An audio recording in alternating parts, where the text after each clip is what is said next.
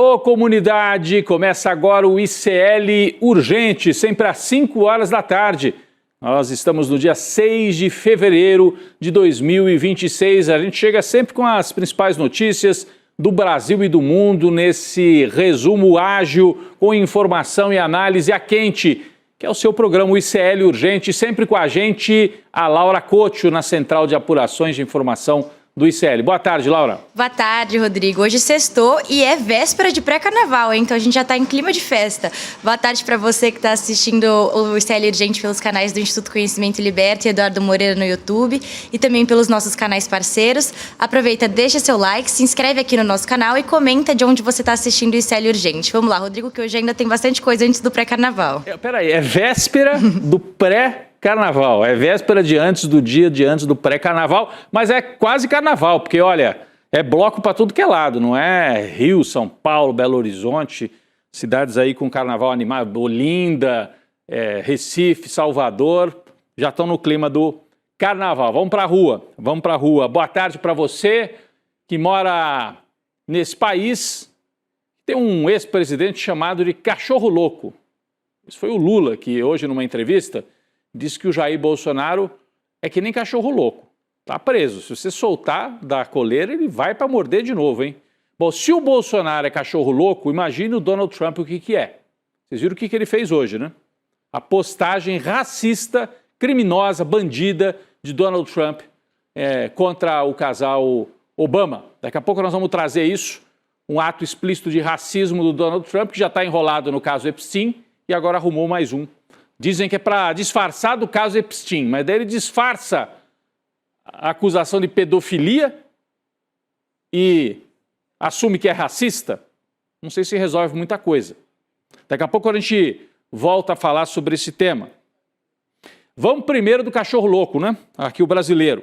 Parece que a desculpa do atestado não vai colar com Jair Bolsonaro. Isso porque o laudo elaborado pelos médicos da Polícia Federal, laudo divulgado hoje, aponta que o quadro de saúde do ex-presidente demanda, sim, cuidados médicos, como a gente sabe, mas ele tem total condições de seguir preso. Não necessita de internação hospitalar, é o que diz o laudo oficial da polícia.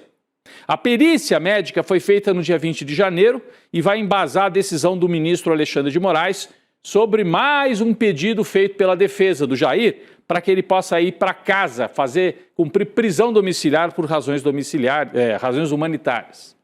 O Alexandre de Moraes encaminhou esse relatório da PF para a Procuradoria-Geral da República e também para os advogados do Jair Bolsonaro. Está aqui, ó. Essa é a decisão de hoje do Alexandre de Moraes. Então ele recebe o laudo da PF e toma essa decisão. Olha, presta atenção no que está escrito. Considerando a ausência de necessidade de manutenção do sigilo, eu torno público o laudo. Então, o Alexandre de Moraes liberou o laudo, tá aí. Você pode ler na íntegra. Intimem-se os advogados regularmente constituídos por Jair Bolsonaro e também a Procuradoria-Geral da República para que no prazo de 5 dias se manifestem sobre esse laudo e, se quiserem, se entenderem que é necessário, peçam eventuais complementações. Em suma, o que diz o laudo da Polícia Federal? Eu separei aqui alguns trechos. Olha, tem mais de 40 páginas. Eles detalham a situação do sono do Bolsonaro, como é que ele dorme, se ele está obeso, se não está obeso, como é que está a situação das carótidas e tal. Fazem um levantamento completo, soluço, questão do estômago. Mas vamos para 2 trechos aqui para o laudo. Eu separei na sequência, a gente pode trazer aqui, olha. Abre aspas para o que dizem os peritos da Polícia Federal, os médicos. O quadro clínico geral do periciado é estável, não havendo necessidade de encaminhamento de urgência no momento. Por outro lado, é inegável a presença de comorbidades crônicas que ensejam controle e acompanhamento. Ou seja, ele tem uma série de problemas, que a gente sabe, mas ele está estável, não tem necessidade de ir para nenhum hospital. Tem mais um trechinho aqui que a gente separou, mais ou menos na mesma linha. As patologias descritas e tal configuram um quadro de multimorbidade reconhecido na literatura médica como um fator de aumento de mortalidade? Aí respondem os peritos. Em teoria, sim. No caso em tela, com base na avaliação e interpretação dos sinais, sintomas e dos resultados de exames, o periciado é portador de várias doenças crônicas elencadas no item 5 e que no momento estão sob controle clínico, sem necessidade de tratamento hospitalar. Está muito claro. Não precisa ser internado. Tem que fazer acompanhamento e o laudo, eu não vou trazer tudo aqui porque é longuíssimo, mas diz, ele precisa de acompanhamento, ele tem médicos, inclusive o laudo mostra as condições da enfermagem, do setor de saúde lá da Papudinha, mostra que o Bolsonaro do lado da cama tem assim um lugar para ele segurar, para ele não cair da cama mais, que nem ele caiu lá outro dia, mostra que ele tem uma situação boa, estrutural, que permite que ele siga internado. Mas quem vai tomar essa decisão é o Alexandre de Moraes. Por isso que agora, com base nesse laudo, ele pede que os advogados falem, que a procuradoria fale e ele vai tomar a decisão. Está me parecendo que ele vai manter preso, porque o laudo não traz nenhum quadro que indique necessidade de ir para casa e nem ir para hospital nenhum. Esse aí é o quadro. Sem atestado. Não colou o pedido de atestado, pelo menos por enquanto. Vamos ver se ele vai conseguir cavar mais adiante uma decisão favorável do Alexandre de Moraes. Falando no Jair, quem não perdeu a chance de tirar uma lasquinha do presidiário foi o presidente Lula. Em entrevista à TV Aratu da Bahia, hoje, Lula chamou o Bolsonaro de cachorro louco. Abre aspas aqui para a entrevista, a gente não pode usar, foi uma entrevista para uma televisão, uma retransmissora lá da Bahia, mas a gente tem a transcrição, vamos lá, abre aspas. Você acha que se você tiver um cachorro louco preso e soltar, ele vai sair manso? Ele vai tentar morder alguém, diz o Lula. Esse cidadão foi condenado a 27 anos e 3 meses de prisão. Tinha um plano para matar o Lula, o Alckmin, o Alexandre de Moraes. Não foi ninguém da oposição que denunciou. Foram os comparsas dele que delataram ele, disse o Lula. Cachorro louco, se soltar, vai morder de novo, diz o presidente Lula. Falando ainda nos bolsonaristas, o deputado federal cassado e ex-diretor da ABIN, Alexandre Ramagem, prestou depoimento hoje ao Supremo Tribunal Federal no âmbito do processo da trama golpista. Aí você fala assim, peraí, como é que ele prestou depoimento se ele está escondido nos Estados Unidos e já está condenado? Depoimento do quê? Nós vamos explicar. A sessão ocorreu por videoconferência, já que o Ramagem está foragido lá nos Estados Unidos desde setembro e a Laura tem outras informações justamente para esclarecer essa minha pergunta, né, Laura? Por favor. Rodrigo, vamos retomar essa história do Ramagem. Em setembro do ano passado, o Alexandre Ramagem foi condenado a 16 anos de prisão pelos crimes de organização criminosa armada, tentativa de abolição violenta do Estado Democrático de Direito e golpe de Estado. Faltam 2 crimes que ainda estão sendo julgados, os de dano qualificado e deterioração do patrimônio tombado. E o depoimento de hoje foi justamente sobre esses 2 crimes que eu citei. Isso porque enquanto o Ramagem ainda ocupava a vaga de deputado, ele conseguiu barrar o julgamento, já que essa suposta prática dos crimes aconteceu depois da diplomação do mandato dele na Câmara. Agora, com a cassação do mandato, o ministro Alexandre de Moraes retomou o julgamento. E no depoimento de hoje, o Ramagem negou ter monitorado as autoridades no período em que ele foi diretor-geral da ABIN e ainda disse que o ex-presidente Jair Bolsonaro nunca pediu a ele nenhuma ação a partir do uso daquele sistema de geolocalização israelense, o First Mile, Rodrigo.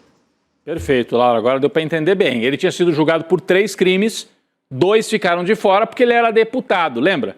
Aí, como ele era deputado, não podia ser julgado naquele momento enquanto estava no mandato. Acabou o mandato, ele foi inclusive cassado, agora estão julgando pelos outros 2 crimes, apesar dele estar foragido, né? Mesmo que seja condenado, vai seguir escondido lá até que seja extraditado para o Brasil. Mas importante é a gente registrar. Vale lembrar que Ramagem é alvo de outra investigação da Polícia Federal que apura justamente como é que ele saiu foragido do Brasil. A suspeita é de que tenha deixado o país de forma clandestina através da Guiana e depois seguido para Miami, nos Estados Unidos. Falando ainda dos bolsonaristas, eles querem chapa pura na maioria dos estados na eleição de 2026. E isso está criando mais ruído ainda em São Paulo.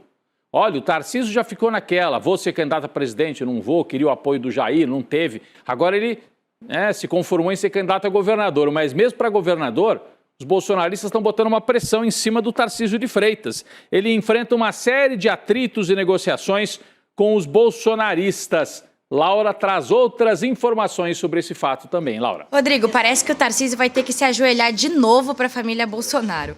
Isso porque há uma ofensiva liderada pelo Flávio Bolsonaro, que é pré-candidato a presidente, para que o Partido Liberal tenha candidatos próprios aos governos estaduais, a tal ideia de chapa puro sangue, Rodrigo. Ou seja, isso amplia a cobrança para que o Tarcísio migre para a legenda do Jair Bolsonaro, ou PL, já que o governador atualmente pertence ao Partido Republicanos. O problema, Rodrigo, é que o Tarcísio está resistindo a essa troca de partido. Os motivos são bem claros. Primeiro, que o governador de São Paulo não quer se portar como um bolsonarista radical, porque isso pode afastar o apoio de partidos do Centrão. Além disso, a sigla do ex-presidente está buscando desbancar o PSD do Gilberto Kassab e indicar um vice próprio na corrida à reeleição do Tarcísio em São Paulo, Rodrigo. Só, Laura, o PL quer tudo para eles. Eles querem. O Tarcísio tem que se filiar ao partido e que o vice também seja do PL e não o Kassab, por exemplo, que quer ser o vice do Tarcísio estando no PSD. Isso vai gerar muito atrito. Será que os bolsonaristas teriam coragem de romper com o Tarcísio e lançar uma candidatura própria, uma outra candidatura de direita?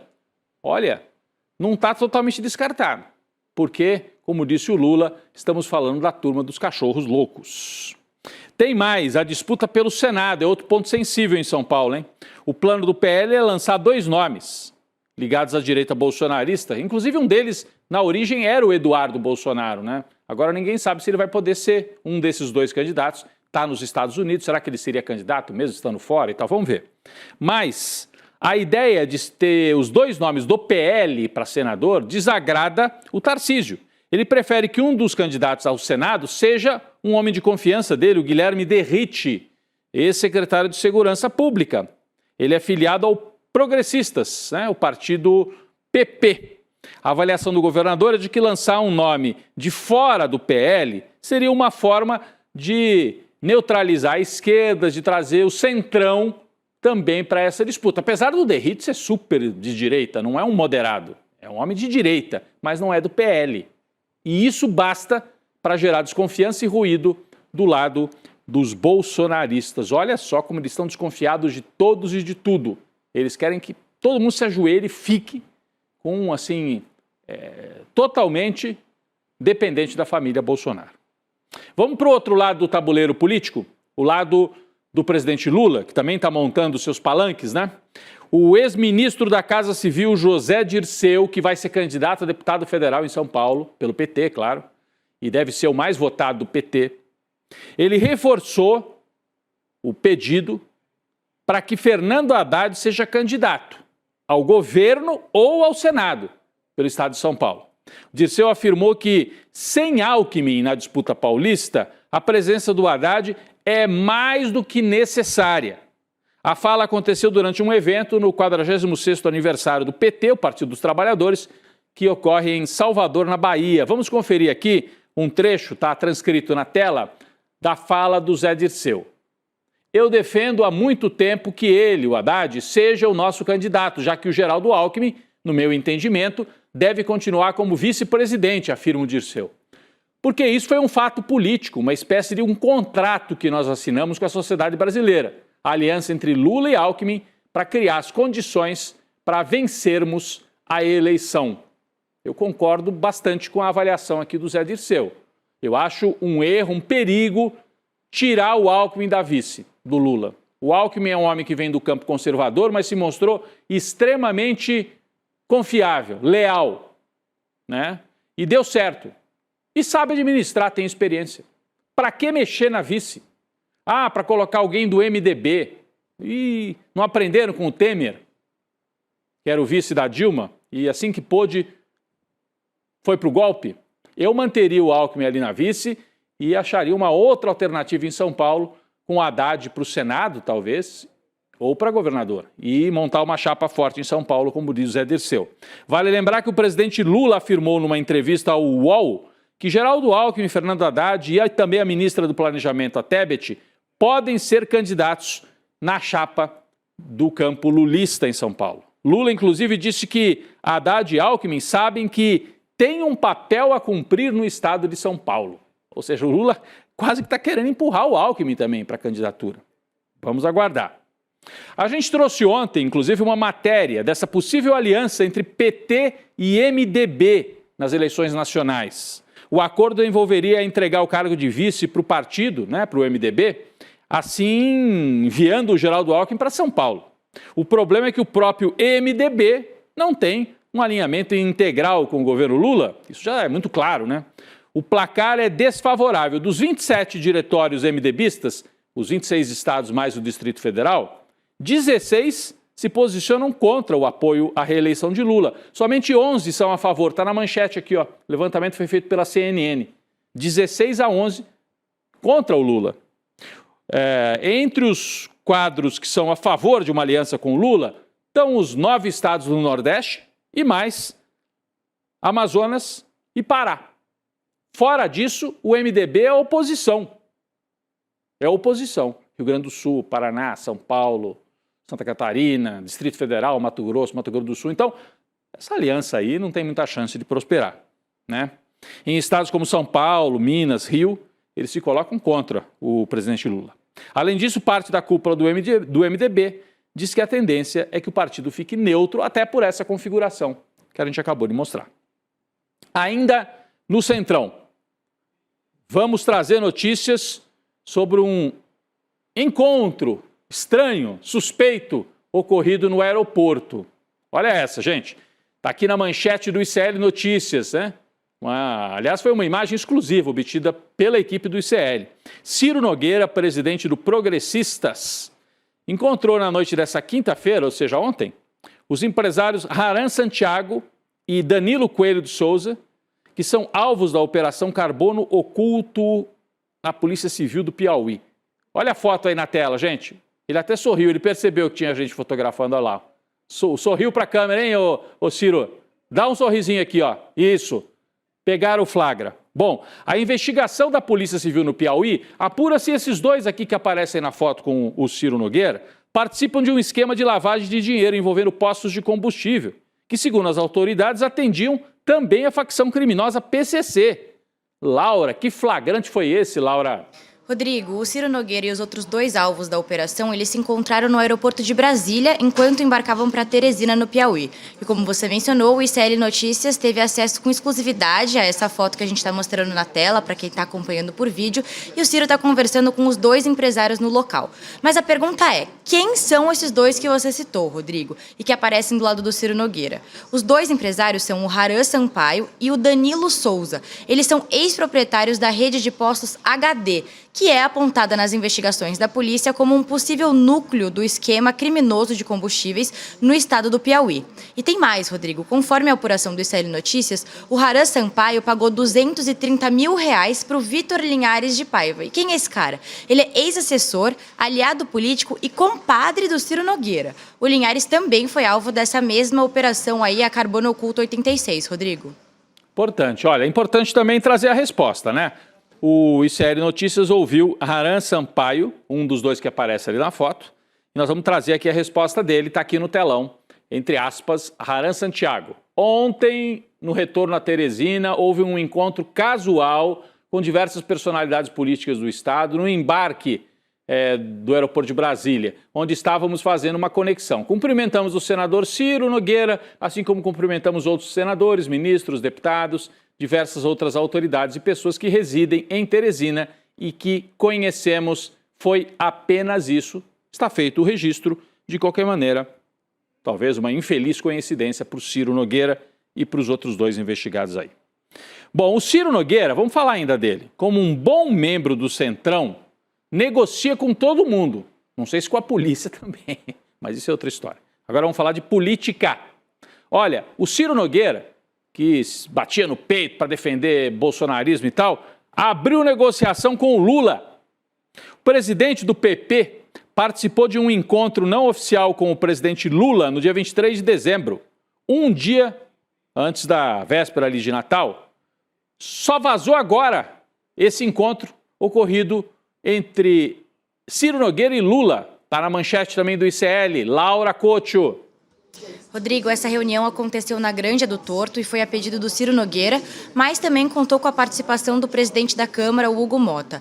A conversa teve como objetivo reaproximar o Lula e o cacique do Centrão, o Ciro Nogueira, sob mediação do Hugo Motta. Não que isso tenha feito alguma diferença, né, Rodrigo? Mas, enfim, o Ciro Nogueira também procurou o presidente Lula em busca de renovar o mandato dele de senador pelo Piauí, que é o estado governado pelo PT. E em troca dessa ajudinha, o Ciro prometeu uma neutralidade do PP na disputa presidencial, ou seja, sem qualquer aliança formal com o pré-candidato do PL, o Flávio Bolsonaro. Importante isso, né, Rodrigo? Importantíssimo, Laura. É o segundo sinal que a gente tem nos últimos dias de que o Lula está trabalhando para, no mínimo, conseguir a neutralidade daquela federação que reúne PP e União Brasil. Ah, sopa de letras. Espera aí, gente. Eles têm mais de 100 deputados. É uma aliança importante, partidos de direita, que tem ministros no governo Lula, mas que em sua maioria são alinhados com a direita. Inclusive estavam ameaçando fazer uma aliança formal com o Bolsonaro. Agora o Lula está fazendo duas operações, talvez filiar o Pacheco, Rodrigo Pacheco, à União Brasil para ser o candidato lulista em Minas, e agora abriu negociação com o Ciro Nogueira. O Ciro Nogueira quer o seguinte: Lula, por favor, não lança 2 candidatos fortes ao Senado no Piauí, senão você acaba com a minha carreira. Lança só um e deixa uma vaguinha aberta lá para que eu tente ser senador de novo. É essa a negociação. Em troca, o Ciro Nogueira vai deixar o PP neutro, não dá o apoio para o Flávio, e com isso o Flávio não tem tanto tempo na televisão. Essa é a jogada, né? Essa é a jogada nesse momento. Atualizações também do caso Master. A PF deflagrou hoje uma operação contra supostas irregularidades na gestão de recursos do regime próprio de previdência social no estado do Amapá. A apuração envolve a aplicação de 400 milhões de recursos da Previdência do Amapá em títulos do Banco Master, numa operação considerada de alto risco. Ou seja, lembra que o pessoal no Rio de Janeiro, o governo lá do Cláudio Castro fez isso também? Pegou dinheiro do funcionário público e aplicou em título podre do Banco Master. No Amapá também. O governo do Amapá pegou dinheiro do Amapá Previdência e botou no Banco Master. E agora, Laura, traz mais detalhes para a gente. Rodrigo, olha só, ao todo, os agentes da PF cumpriram 4 mandados de busca e apreensão no Macapá, a capital do Amapá. Os alvos da operação são o diretor-presidente do Amapá Previdência, que se chama Jocildo Silva Lemos, e também 2 membros do comitê de investimento dessa entidade. Segundo as investigações, os 3 votaram a favor para que o Fundo de Previdência comprasse títulos do Banco Master em reuniões que aconteceram em 2024. Estão sendo investigados os crimes de gestão temerária e gestão fraudulenta, Rodrigo. Em resumo, a operação busca esclarecer se houve prejuízo ao patrimônio público e também identificar os possíveis responsáveis pelas decisões que estão sendo investigadas. Muito bem. E falando nesse tema ainda, termina hoje o prazo para o BRB, que é o Banco Estatal de Brasília, entregar um plano de recomposição de 5 bilhões para mostrar para o Banco Central que tem condição de continuar operando, né? Então eles têm que entregar hoje esse plano para o Banco Central. E para fechar o bloco Master, o ministro do Supremo, Dias Toffoli, decidiu redistribuir diversos casos relacionados a essa investigação para a primeira instância da Justiça Federal, no Rio de Janeiro e em São Paulo. Importante isso, hein? O Toffoli começando a querer se livrar dessa bomba que ele mesmo plantou dentro do gabinete dele.